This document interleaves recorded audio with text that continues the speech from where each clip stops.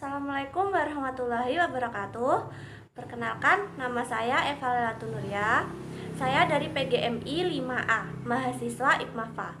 Di sini saya akan mempraktekkan dan mengulas materi tentang perpindahan panas, yaitu terdiri dari konduksi, konveksi, dan radiasi pada tema 6 kelas 5 MI atau SD. Di sini saya akan menjelaskan peralatan-peralatan yang dibutuhkan dan cara kerjanya sebelum ke praktikum. Di sini saya akan mengulas materi tentang perpindahan panas. Di sini yang menemani saya adalah adik saya, yaitu Siti Ulfialus. Dan di sini penjelasannya, pengertian panas dan jenis menghantar panas, yaitu pengertian panas terdiri dari panas atau kalor adalah energi yang dapat berpindah dari suatu benda ke benda lainnya. Karena perbedaan suhu, energi panas akan berpindah dari suhu tinggi ke suhu yang lebih rendah. Panas mempengaruhi suhu zat. Jika suatu zat menyerap panas atau kalor, maka suhu akan naik. Sedangkan jika suatu zat melepas panas atau kalor, maka suhu akan turun. Jenis penghantar panas. Benda yang mudah dan cepat menghantar panas disebut konduktor. Contoh konduktor yaitu 1.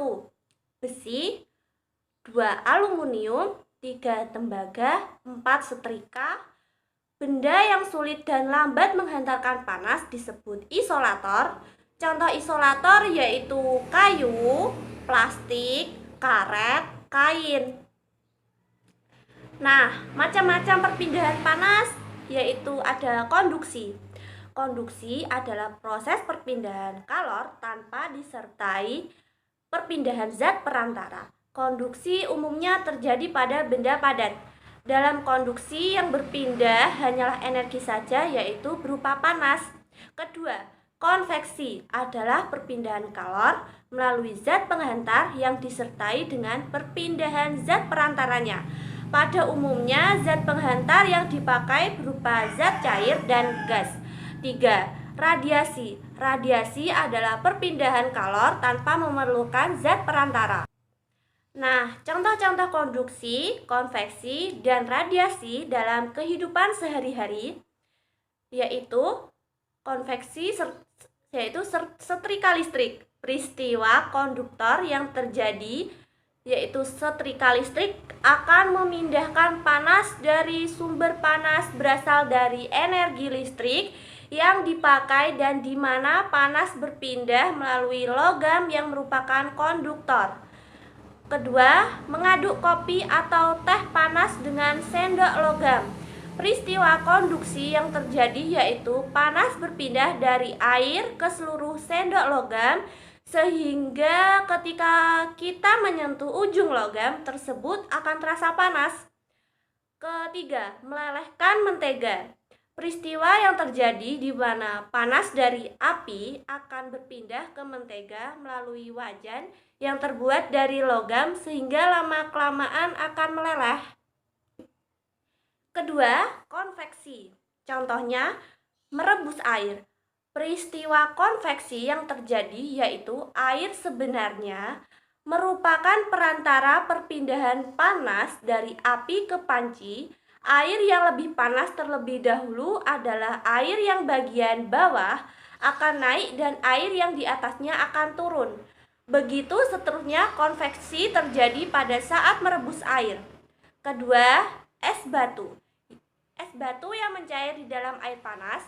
Peristiwa konveksi yang terjadi yaitu panas dari air, panas tersebut akan berpindah ke es batu. Panas tersebut akan mengakibatkan es batu meleleh. Ketiga, radiasi. Contohnya, menjemur pakaian, di mana panas matahari bisa sampai ke bumi untuk mengeringkan pakaian. Meskipun antara bumi dan matahari terdapat ruang hampa yang tidak terdapat menghantar panas. Kedua, badan terasa hangat ketika berada di sekitar api unggun. Peristiwa radiasi yang terjadi adalah panas dari api unggun berpindah ke tubuh secara pancaran. Sekarang kita mulai praktikum ya. Sekarang peralatannya yang dibutuhkan sebagai berikut yaitu 2 buah lilin, Nah, ini 2 buah lilin ya, Vi. Nanti kita praktek bersama-sama. 1 batang korek api. Nah, ini. Dan 1 sendok. Kita akan mempraktekkan perpindahan panas, yaitu konduksi, ya. Sebelum kita praktek, ada pengawasan dari orang dewasa karena ini ada api, ya. Yaitu, nah, kita pertama-tama yaitu perpindahan kalor melalui zat tanpa disertai perpindahan partikel zat tersebut. Bahannya, siapkan lilin dan sendok, korek api. Sebelumnya kita panaskan, ini sudah hidup. Nah, kita akan panaskan sendok ke logam. Nah, ini panaskan sendok logam ke lilin. Nah, seperti ini. Seperti ini. Bisa dilihat kan, Vi? Nah, ini bisa nanti kita praktekkan, sudah dipraktekkan. Lalu rekatkan lilin ke sendok. Nah, seperti ini.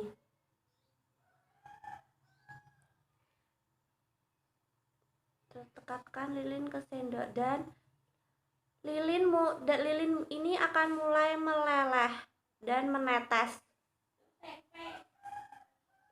Pada contoh ini kita bisa lihat lilin yang ditempelkan pada sendok yang telah dipanaskan dengan api mulai meleleh dan menetes.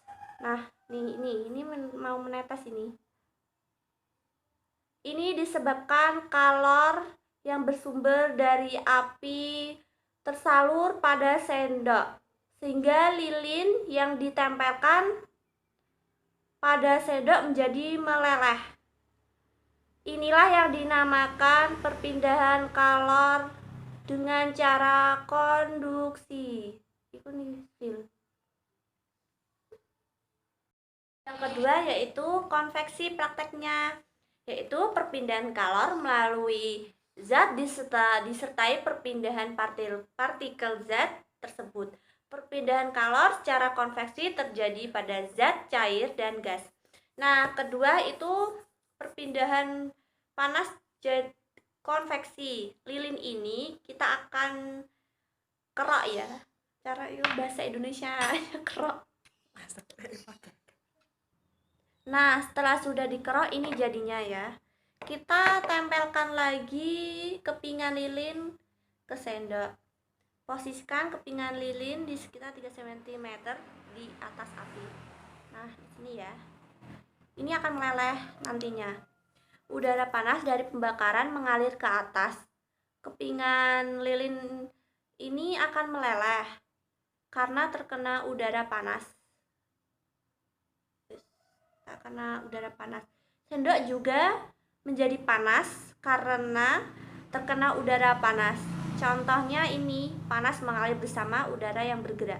Nah, ini sudah meleleh. Nah, ini. Nah, ini bisa meleleh nih. Ini meleleh. Dan di sini. Contoh ketiga yaitu praktek dengan cara radiasi, yaitu perpindahan kalor tanpa melalui zat perantara. Nah, di sini ada lilin. Kita akan melelehkan lilin dengan api. Nah, kita akan melelehkan lilin dengan api. Nah, sudah menetes. Nah, dan lilin mulai menetes. Pada contoh ini bisa kita lihat, lilin yang didekatkan api tanpa menyentuh perlahan mulai meleleh dan menetes. Ini disebabkan kalor yang bersumber dari api tersalur pada lilin secara langsung tanpa medium atau perantara. Inilah yang dinamakan perpindahan kalor dengan cara radiasi. Perpindahan kalor secara konduksi, konveksi, dan radiasi dapat terjadi dalam satu peristiwa secara bersamaan karena energi panas berpindah dan menyebar dengan berbagai cara dan media. Setiap hari kita merasakan dan memanfaatkan meski kita tidak menyadari. Sekian video penjelasan dari saya dan juga adik saya yang bernama Ulfi untuk menemani saya dan mempraktekkan bersama. Jangan lupa like, comment, subscribe, dan share video ini ke teman-teman yang lain. Selamat mencoba praktikum IPA sederhana di rumah. Jika dalam penjelasan ada yang kurang jelas, saya mohon maaf besar-besarnya. Wassalamualaikum warahmatullahi wabarakatuh.